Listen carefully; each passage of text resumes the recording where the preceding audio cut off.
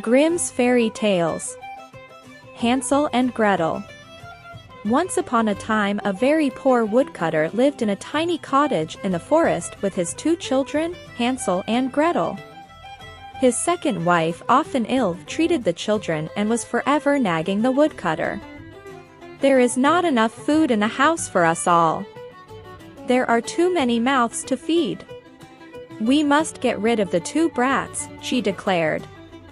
And she kept on trying to persuade her husband to abandon his children in the forest. Take them miles from home, so far that they can never find their way back. Maybe someone will find them and give them a home. The downcast woodcutter didn't know what to do. Hansel, who, one evening, had overheard his parents' conversation, comforted Gretel. "Don't worry. If they do leave us in the forest, we'll find the way home," he said. And slipping out of the house, he filled his pockets with little white pebbles, then went back to bed.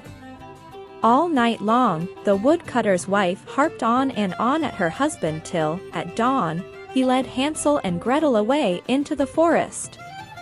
But as they went into the depths of the trees, Hansel dropped a little white pebble here and there on the mossy green ground. At a certain point, the two children found they really were alone. The woodcutter had plucked up enough courage to desert them, had mumbled an excuse and was gone. Night fell, but the woodcutter did not return. Gretel began to sob bitterly. Hansel too felt scared, but he tried to hide his feelings and comfort his sister. "Don't cry, trust me. I swear I'll take you home even if father doesn't come back for us." Luckily the moon was full that night and Hansel waited till its cold light filtered through the trees. "Now give me your hand," he said. "We'll get home safely, you'll see." The tiny white pebbles gleamed in the moonlight, and the children found their way home.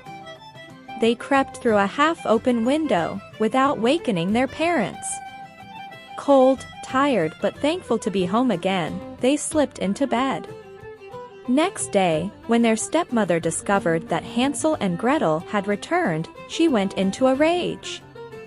Stifling her anger in front of the children, she locked her bedroom door, reproaching her husband for failing to carry out her orders. The weak woodcutter protested, torn as he was between shame and fear of disobeying his cruel wife. The wicked stepmother kept Hansel and Gretel under lock and key all day with nothing for supper but a sip of water and some hard bread. All night, husband and wife quarreled, and when dawn came, the woodcutter led the children out into the forest. Hansel, however, had not eaten his bread, and as he walked through the trees, he left a trail of crumbs behind him to mark the way. But the little boy had forgotten about the hungry birds that lived in the forest. When they saw him, they flew along behind and in no time at all, had eaten all the crumbs.